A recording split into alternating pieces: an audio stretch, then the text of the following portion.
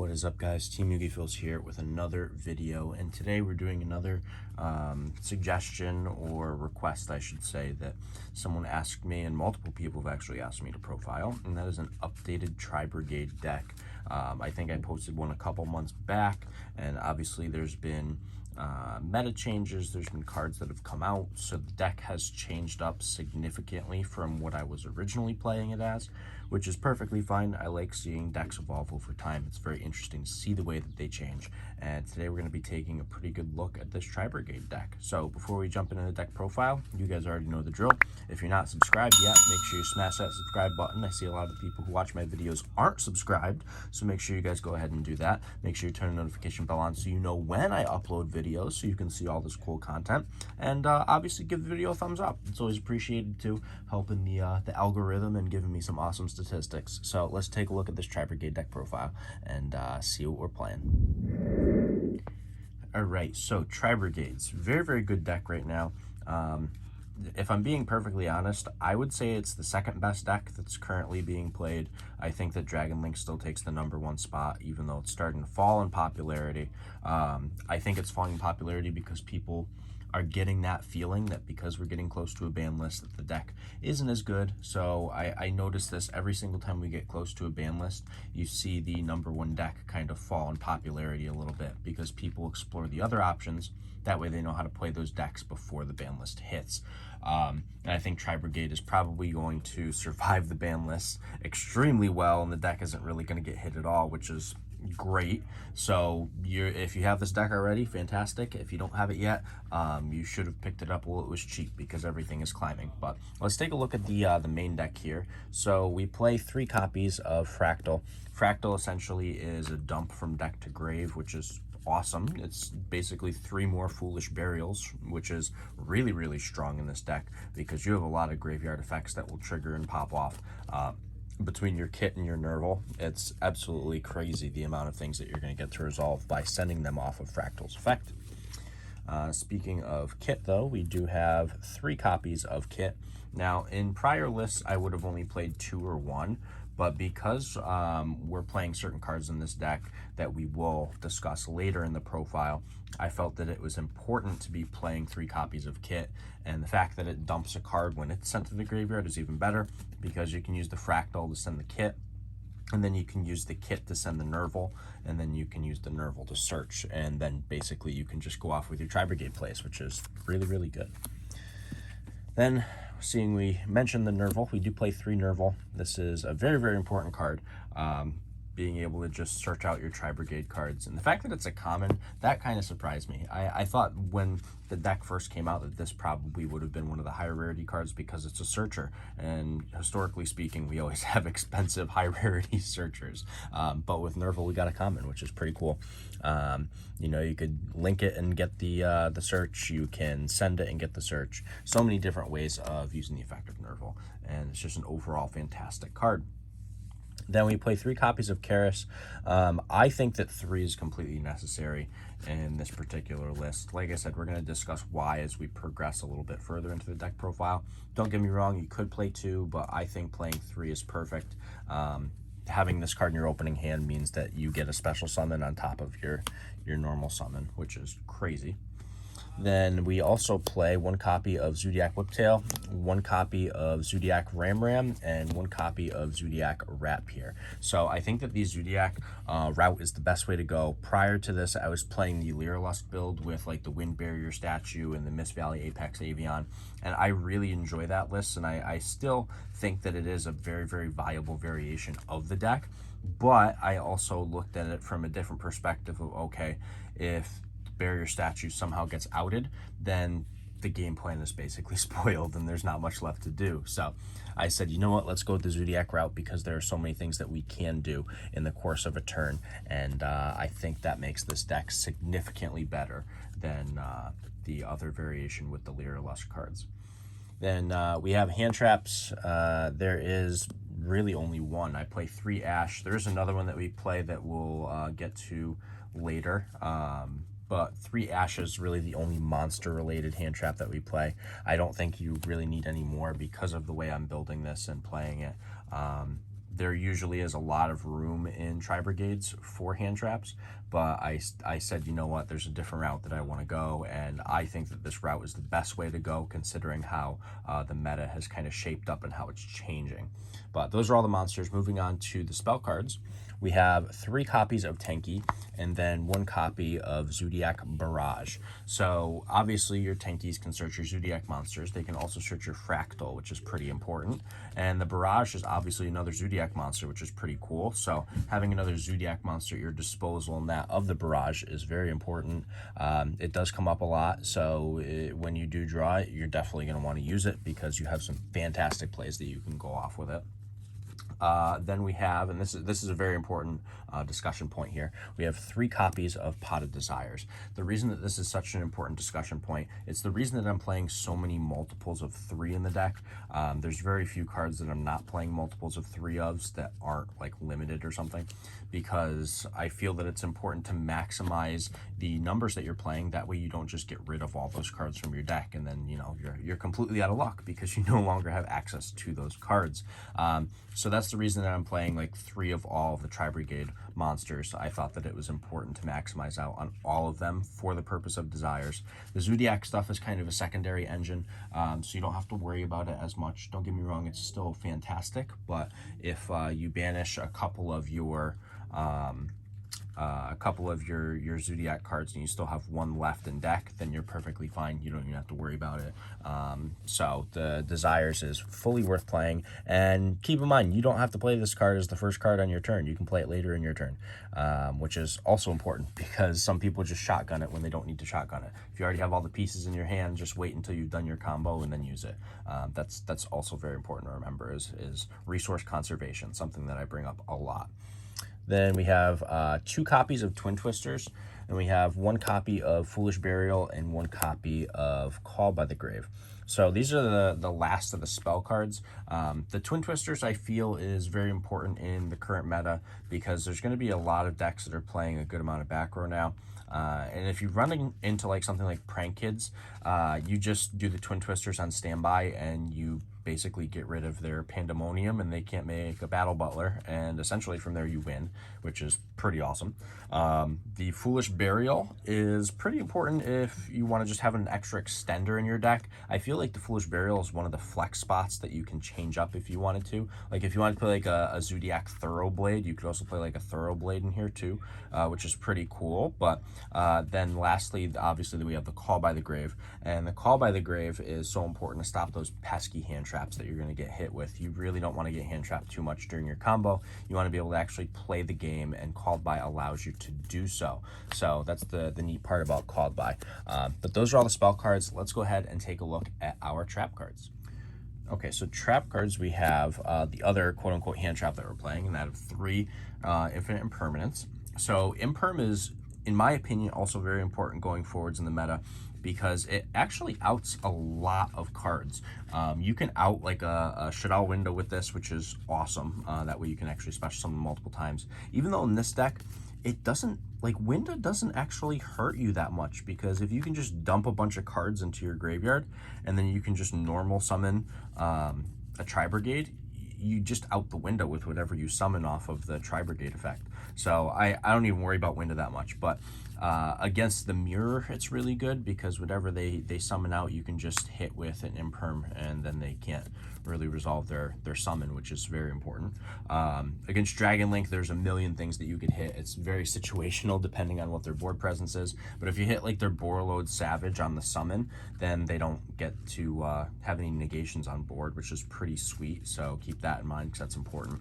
Obviously, there's a ton of other decks that you can go ahead and use Imperm against, but I think that it's just such a very powerful card to have that you should definitely consider playing it if you're not already. Then we have 3 copies of Ice Dragon's Prison. So Ice Dragon's Prison is one of the best cards in the meta right now overall for trap cards. This is a very trap heavy variation for good reason. I think that trap cards right now are very important, and I think that we're going to see an extremely large takeover of trap cards almost over the hand traps, because like hand traps are great, don't get me wrong, but like right now, a lot of decks aren't main decking deck or removal. A lot of decks side deck it. So you can steal a lot of game ones extremely easily just by properly sequencing your trap cards to go ahead and diminish your opponent's resources. Once your opponent's resources are diminished, they're not going to be able to play through your Tri-Brigade plays. You're just going to basically swing and hit them for a bunch of damage, which is really cool. So Ice Dragon is really good against basically every deck right now. There's at least one target in every single deck that's being pretty relevant at this point, which is fantastic. Then we have 3 copies of Solemn Strike. This is also another flex spot. If you want to change it up to a different trap card, or if you want to play another hand trap, obviously you can. But I think that Solemn Strike is just one of the best trap cards right now. The only card that I'm not playing in conjunction with it that I typically would is Torrential Tribute. Usually I play Solemn and Torrential side by side, but in this deck I really don't want to Torrential my own board, so I'd rather just play the Solemn Strikes and stuff like Ice Dragon's Prison and get a very similar result. Then the last trap that we play is 2 copies of Tri-Brigade Revolt. I didn't want to play 3 because you really don't want to draw it, and with new support you're able to just search this card, which is pretty nuts. So I'd rather just play the 2 and search into it and go from there, which is pretty sweet, just being able to search this card for free now, so making the deck even more powerful than it already was.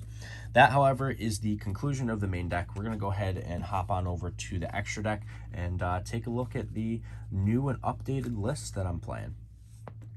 Alrighty, so now we have our extra deck that we're going to be taking a look at. I think it's fairly standard per the current meta. Obviously, with new support that has released, there are things that we had to change up a little bit as far as what we were playing, but that's to be expected. Whenever new support comes out for any deck, we just see, you know, some sort of shift, whether it's in a main deck or extra deck for that particular archetype. So we are now playing just 1 copy of Ferrigit, which before I was playing 2. Now you only need 1. The reason being is that we're playing the new card, which is Bear Broom, which essentially is the card that searches your Tri-Brigade Revolt. It's a very, very fantastic card. This card is awesome. The fact that we got a card like this, and it's only super rare, so if you need to upgrade the deck and get the stuff for it, it's not like it's super expensive. You know, I think pre-sale they were only like $2 or $3, which isn't bad. Obviously, after pre-sale, usually everything drops a little bit. So this will probably be like a $1 card, $2 card overall, which is crazy because it just gets you one of the best cards in your archetype in that of Tri-Brigade Revolt. Then we also play 1 copy of Rugal. This is, I mean, I don't want to call it like unimportant or insignificant, but it's probably one of the less important cards that you play in the deck. It's still useful, still very, very useful, especially for link climbing purposes, but it's also not a card that you have to sit there and be like, oh my god, I need multiples of this card. You can just play the 1 and it works perfectly fine. Then we also play 2 copies of Omen. Obviously, you're going to be summoning this off of your Revolt more frequently than anything else. There are obviously going to be times too where you're able to just summon it with one of your Tri-Brigade monster effects, but primarily you're going to be summoning this card off of your Revolt to cause an interruption. That way your opponent is going to essentially lose a card on their field, and I believe, if I'm correct, it is also non-targeting. I haven't picked up this deck in a while, but yes, you can banish 1 card in the field, so it is non-targeting. So the fact that it's non-targeting also is very important. The reason being is that cards like Dragoons still do exist and are fully playable, so anything that can't be targeted you can now out with Omens. That's very, very fantastic for us. But then the other non-Tri-Brigade link cards, we do play 1 copy of Salamangreat Almirage. This card is just overall great for your normal summons. You normal summon a kit and then you link the kit into an Almirage. The kit dumps a Nerval and then you search for something, which is pretty nuts. So overall, the Almirage does come up a fairly decent amount and obviously provides us with some pretty cool plays. Then we have 1 of the Ancient Warriors Oath. This card is pretty sweet, I'm not gonna lie. I don't really have much to say. I mean, it's like a $1 card, I think. I don't think they're really expensive right now, unless they've spiked and I don't know about it. But this card's really, really cheap. It just goes fantastically well with the deck. Definitely play this card if you're not already. It's kind of a must-have. The next card, I always say I can't pronounce the first portion of the name, so we're just going to call it the Desperate Doom Eagle, because the first word of the name is nearly impossible for me to pronounce, and I don't feel like embarrassing myself today. Well, it wasn't on my agenda. But this card I think is fantastic because there are a decent amount of decks that do revolve around the graveyard, and the fact that those decks do revolve around the graveyard gives you the opportunity to cause a nice interruption with, being able to shuffle cards from your opponent's graveyard back into the deck. That's just super crazy, especially if your opponent has like a Golden Lord or something. You can just shuffle their Golden Lord when they try to summon it from their graveyard. So that's, in my opinion, insane. Obviously there are plenty of other decks that don't just want to be like, oh, it's only Eldritch. You can do it against Dragon Link if they use like a Starly's Seafort. You can just shuffle their Seafort in afterwards so they can't summon the Collapse Serpent, which is crazy. So this card is really, really powerful. Then some Link 4s. We play one copy of Appaloosa. I think that this card is still extremely powerful, being able to link off into it and basically interrupt your opponent.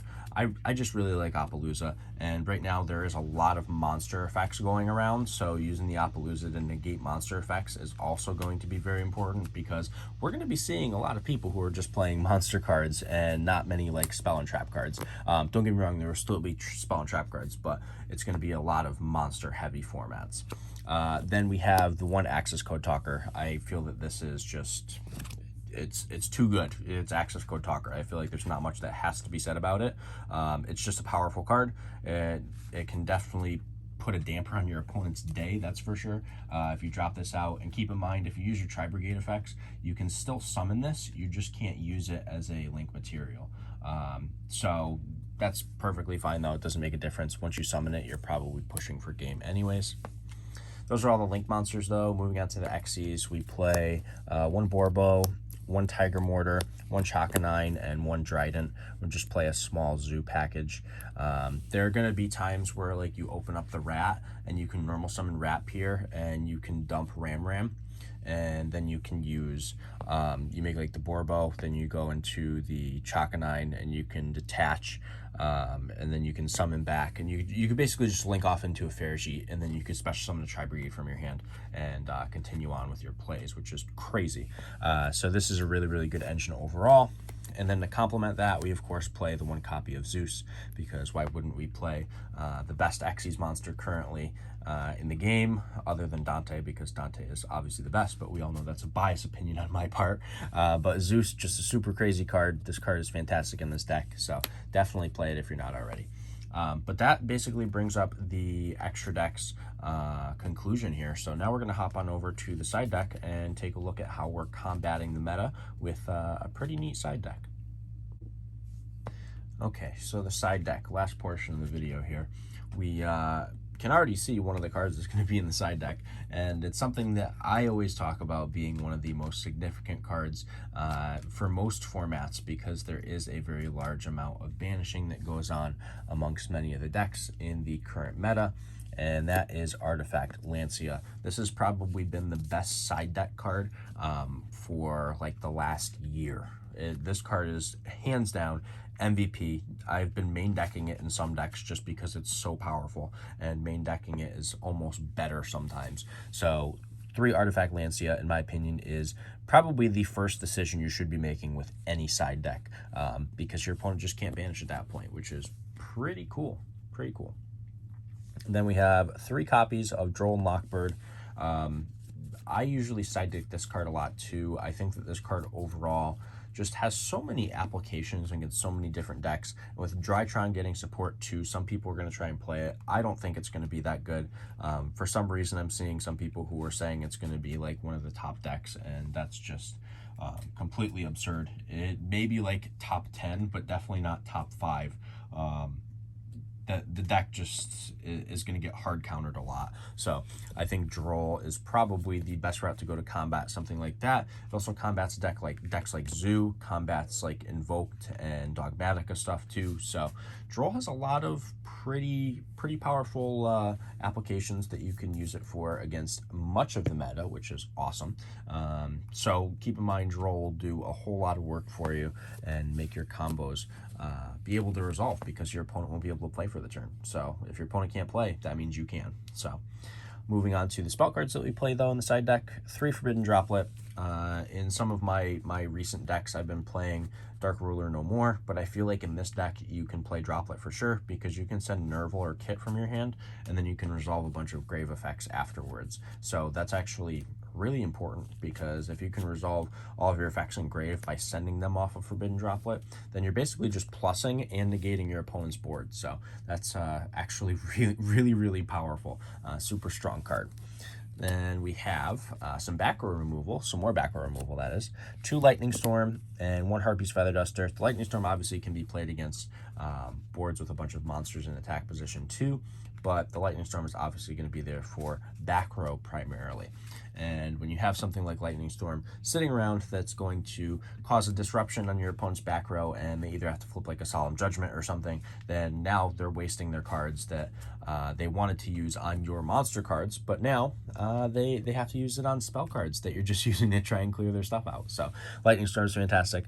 Feather Duster is obviously fantastic too for more back row. And seeing we're main decking Twin Twisters, we have 5 cards, which if we side in these 3 should statistically guarantee that we draw 1 in our opening hand typically. That's usually what happens. So it's actually pretty neat. Then the last card that we play, this is for when we know we're going first. We play 2 copies of Anti-Spell Fragrance. Ooh, and I have a dog here.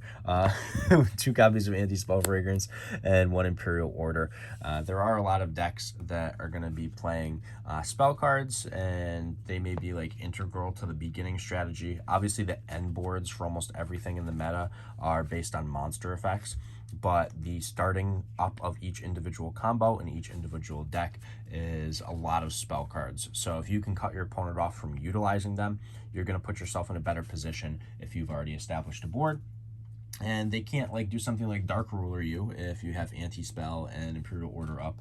And if they don't send a trap off of their Forbidden Droplet, then the Imperial Order can just be chained, and then they can't really do much of anything. It's just overall a really good engine to be playing if you are if you're going first. So keep in mind, definitely something worth side decking. If you don't want to play these, you can play like 3 Solemn Judgment too. That's also another option. Or if you don't like either of those options, go with something else. Maybe there's something else that pops in your mind that you think is better. But that basically brings the deck profile to a close. That is the main deck, the extra deck, and the side deck of the current Tri-Brigade Zoo list that I'm playing. I think that it's a pretty sweet deck, honestly, and I think post ban list this may end up being the best deck. That's my honest opinion. I think whatever the hits are, I have some thoughts and predictions already, but I won't talk about those because people get heated with that.